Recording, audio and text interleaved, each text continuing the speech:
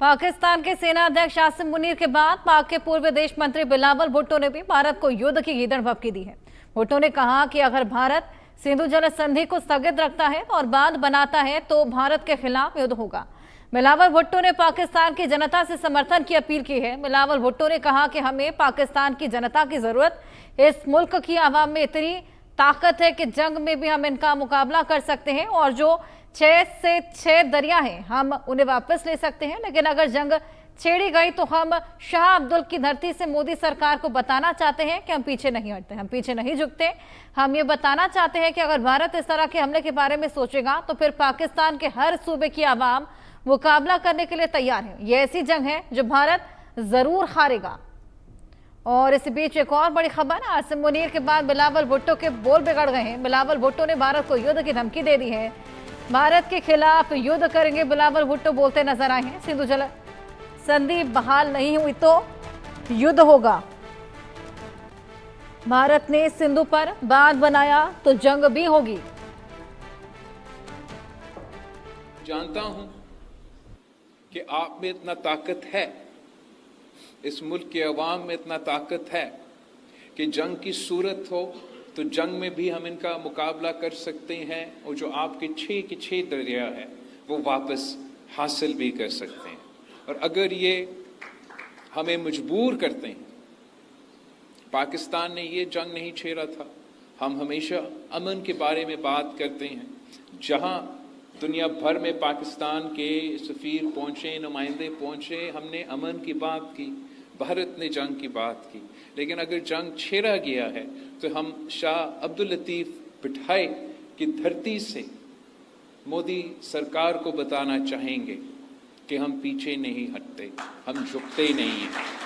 और अगर आप सिंधु की तरफ इस किस्म की हमला के बारे में सोचेंगे तो फिर पाकिस्तान के हर सूबे के अवाम आपका मुकाबला करने के लिए तैयार है। और ये ऐसे तो बिलावल भुट्टो की गीदड़ भभकी आपने सुनी। और वहीं आसिम मुनीर के बाद बिलावल भुट्टो के बोल बिगड़ गए हैं। बिलावल भुट्टो ने भारत को लेकर जहर उगला है। बिलावल भुट्टो ने भारत को युद्ध की धमकी दी है। भारत के खिलाफ युद्ध करेंगे और सिंधु नदी के लिए पाक युद्ध के लिए तैयार है। सिंधु जल संधि बहाल नहीं हुई तो युद्ध होगा। भारत ने सिंधु पर बांध बनाया तो जंग भी छिड़ेगी। तमाम बड़ी बातें, गीदड़ भभकियां जंग को लेकर देते हुए बिलावल भुट्टो नजर आए हैं। और ऐसा पहली बार नहीं, इससे पहले भी ऑपरेशन सिंदूर के बाद तमाम धमकियां देखने को मिली थी। हालांकि अब एक बार फिर से वही राग अलापते हुए अब नजर आ रहे हैं। पहले आसिम मुनीर और अब बिलावल भुट्टो। सिंधु समझौते पर बिलावल की गीदड़ भभकी, अब आसिम मुनीर के रास्ते चल पड़े हैं बिलावल भुट्टो। भारत को लेकर जहर उगलते हुए भी नजर आ रहे हैं। तो भारत ने सिंधु पर बांध बनाया तो जंग होगी। अब इंडस वाटर ट्रीटी जो रद्द की गई थी, जिससे बूंद बूंद पानी को तरसता हुआ पाकिस्तान नजर आया, अब उसी को लेकर एक बार फिर से गीदड़ भभकी देते हुए नजर आ रहे हैं।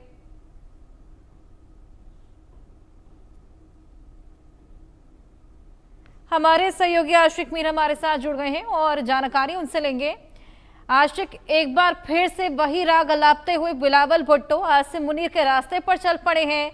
इंडस वाटर ट्रीटी के बारे में दोहराते हुए एक बार फिर से बिगड़े बोल लिए गीदड़ भभकी दे रहे हैं।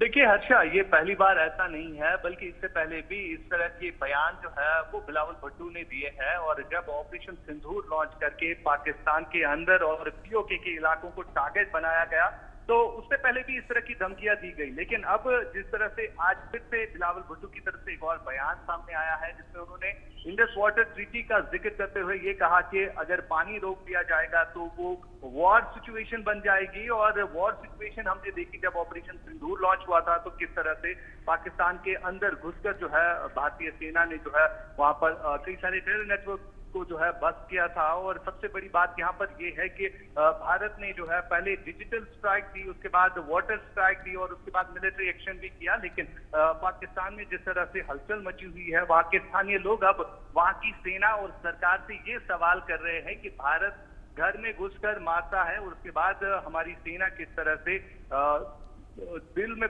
छुपी हुई थी या बंकर्स में छुपे हुए थे, तो इसका जीता जागता सबूत वहां के स्थानीय लोगों ने जो है बार बार दिया भी है। क्योंकि स्थानीय लोगों का कहना है कि पाकिस्तान की सेना सिर्फ कहने पे विश्वास करती है, करने पे नहीं, बल्कि जब करने की बात आती है तो वो इसी तरह बयानबाजियां करते हैं जिस तरह आसिम मुनीर कर रहे हैं। और इसी तरह की सियासत जो है अब बिलावल भुट्टो की तरफ से भी सामने आ रही है, जब बिलावल भुट्टो इस तरह का बयान दे रहे हैं। हर्षा, बिल्कुल आशिक, ये नई गीदड़ भभकी, अब हालांकि बीच में फिलहाल हमने देखा था कि इस तरह की गीदड़ भभकियों का सिलसिला कम हुआ था और शांति बहाली की बात भी बीच में सुनने को मिली थी, लेकिन एक बार फिर से अब आसिम मुनीर के बाद बिलावल भुट्टो के बोल बिगड़ गए हैं। युद्ध तक की धमकी उन्होंने दे डाली है। बिल्कुल हर्षा, इससे पहले भी हमने देखा है कई सारे ऐसे पाकिस्तानी सेना हो या अगर हम खासतौर पर सरकार की बात करें, उनके रक्षा मंत्री की तरफ से भी डायलॉग की बात जो है की गई थी। लेकिन भारत की तरफ से ये एक ही बात स्पष्ट किया गया है कि जब तक ना पाकिस्तान आतंकवाद पर काबू पाएगा, जब तक ना आतंकवाद वहां से खत्म होगा, और खासतौर पर जो भारत के खिलाफ वहां पर साजिशें बनती आ रही है, और जिस तरह से कुछ दिन पहले एक एनकाउंटर हुआ था श्रीनगर में, जहां पर पहलगाम के आरोपी जो है वो मारे गए थे, वो उनका ताल्लुक जो है पाकिस्तान से ही था। यानी इस तरह का टफ स्टैंड जो है भारत ने लिया है, और उसी की बुनियाद पर जो है डिजिटल स्ट्राइक और वाटर स्ट्राइक के अलावा मिलिट्री एक्शन भी पाकिस्तान को झेलना पड़ा। और वजह यही है, भारत ने अपना रुख जो है वो अब सख्त कर लिया है।